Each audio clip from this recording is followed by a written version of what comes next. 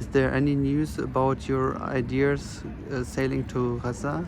Yes, so we had a meeting in Istanbul the first weekend of November, and we do want to continue with our plans to sail next year, but because of the situation, because of the urgent need for humanitarian aid, but also to raise awareness about the root causes of this humanitarian crisis, which is the occupation and the blockade, we want to sail even sooner. We want to try and sail as soon as possible, and we are working on creating a bigger coalition with more countries that are willing to pull in resources and sail. And what I would like to do is actually encourage people here in Germany and organizations who are supportive of this to try and create a German campaign. What are you meaning by sooner? Before spring? I hope that we will be able before the end of the year. This year? Yes. 2023? Yes. That's quite soon. It is, but the need is so tremendous.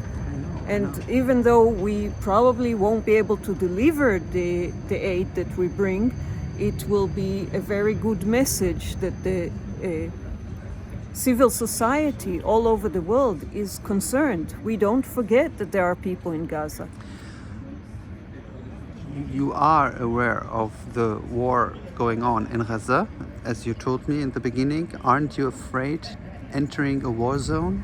Well, we will try this time not to challenge the blockade, but to raise awareness. You're not 100% sure to sail to the port of Gaza, which is anyway occupied by IDF right now, if the news is correct. They just one day ago, I think, they occupied the port of Gaza, so you cannot reach it anyway. But maybe Egypt, would that be a port? We don't have a concrete plan right now, but what we do know that we want to do is we don't want to wait with the boat that we have, which we were planning to sail in the spring. We want to get more boats in the Mediterranean. And there is the outlawing of Samaydun and other things in this country that are just unbelievable. I was holding a sign last Saturday in Frankfurt that says this is not a war, this is genocide, and the police said you are not allowed to hold this sign. So it's okay to commit a genocide, it's okay to support a genocide, to finance a genocide, to sell weapons to people committing genocide, but it's not okay to say it's a genocide. Mm-hmm. This is Germany. Darine Tattoo was cancelled today in Berlin, and she commented on Arabic, but I want to read the actress who's in Berlin right now. The play I was commissioned to work on for the TD Monologue Festival, my theater and poem by Darine Tattoo, which was due to open on November 16th, 2023, was cancelled by the curators of the festival. According to the theater, my contract was terminated in view of the events of October 7th, 2023, the brutal attack by Hamas on civilians in Israel. At the time of writing this, my people are subjected to a genocide and ethnic cleansing in Palestine. So far, since October 7th, more than 11,000 people have been killed in Gaza, hundreds in the West Bank, and mass arrests of Palestinians everywhere, all while most Western government and institutes have been supporting Israel violence under the pretext of defending itself. I moved to Germany 4 years ago to work in theater and film, a space where is supposedly freedom of expression. My career has seen many instances of this cancellation simply because of my Palestinian blood. German theaters and cultural centers use us in the name of diversity, but discriminate against and silence us when we represent the inconvenient truth. In this article, I wanted to simply reveal the daily oppression that we face also in Germany, just because of our Palestinian belonging. This is her statement published today.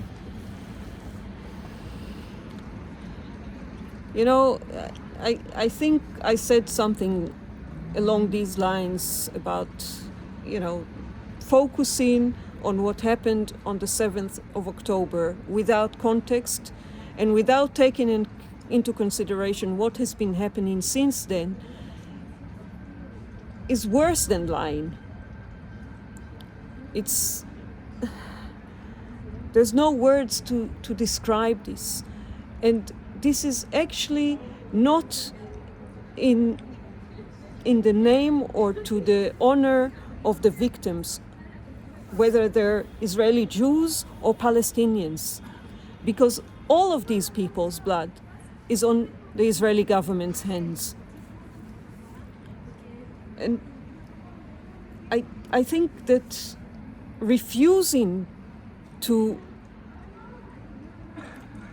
recognize that whatever happened, and there are now evidences that what happened on the 7th of October is something completely different than the story told by Israel. But even if there were atrocities committed on the 7th of October, they by no means justify what is going on right now in Gaza.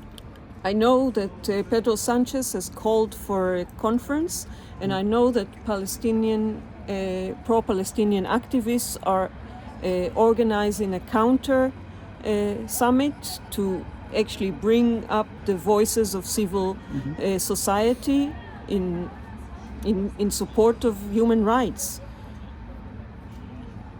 Are you attending it in Barcelona? I don't think so. I will be in Frankfurt. Last time when we met in Frankfurt, you were reading a message from your kibbutz.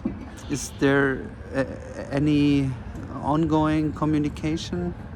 No, I mean, I still have some conversations with family members and friends, but I'm sorry to say this is... I actually listened to a conversation by a Palestinian speaking to Israelis who clarified it quite well. He said, I don't listen to the news, but when I open the, mass media, whether it's television or whatever, they just repeatedly tell horror stories of what happened on the 7th of October, even now, a month after. And this is what these people hear all the time. This is brainwashing.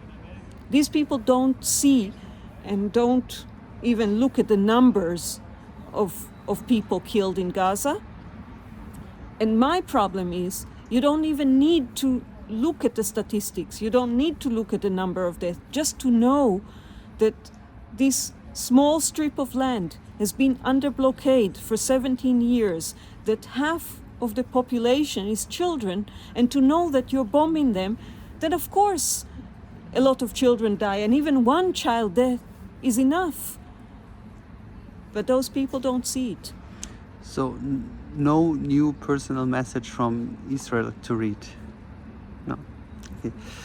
There's a Jewish woman in Germany who's criticizing the Israeli government, Deborah Feldman. Yeah, this is the last subject I would like to talk about you, because she was with our Vice Chancellor, Robert Habeck, who held a very pro-Israel speech. She was in a talk show, Markus Lanz, a few days ago, November, and she was saying, basically, I am afraid as a Jewish woman in Germany criticizing the Israeli government. Yeah. I'm not afraid, but I can understand why she says it. I actually don't know if she's Israeli. I think she's US American. Yeah, it doesn't matter. But do you feel safe because you have Israeli passport? I don't think this is my concern right now. I don't think my safety is of any matter. Not that I've been attacked by any way, but this is... I will speak the truth whenever it's needed. But you might get prosecuted in Germany despite the fact that you have Israeli Yeah, because I was passport. holding this sign, you know, it was forbidden to hold So- a sign about the genocide. They took my ID, they know